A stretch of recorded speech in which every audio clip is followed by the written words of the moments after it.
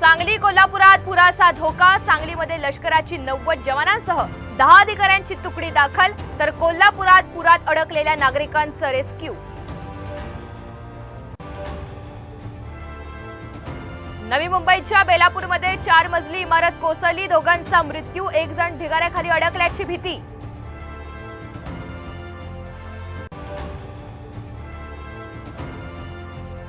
फडणवीस राजकारणातील छत्री, संजय राऊतांनी डिवचला, तर फडणवीसांनी महाराष्ट्र कलंकित केल्याची जहरी टीका।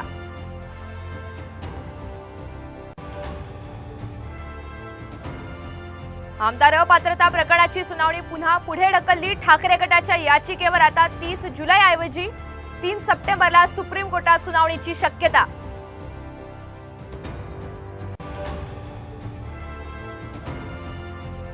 दिल्लीत शिंदे फडणवीस अजित पवार यांची आज शहांसोबत बैठक, विधानसभेसाठीच्या रणनीतीवर चर्चा होणार, साम टीव्हीला सूत्रांची माहिती।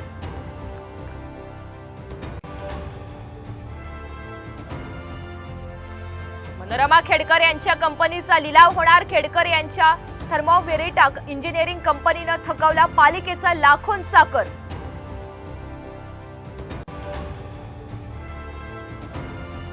आणि गेल्या 7 दिवसात सोनं 5,000 तर चांदी 11,000 स्वस्त, सोनं 69,500 रुपये प्रति तोळ्यावर, तर चांदी 82,000 रुपये प्रति किलोवर।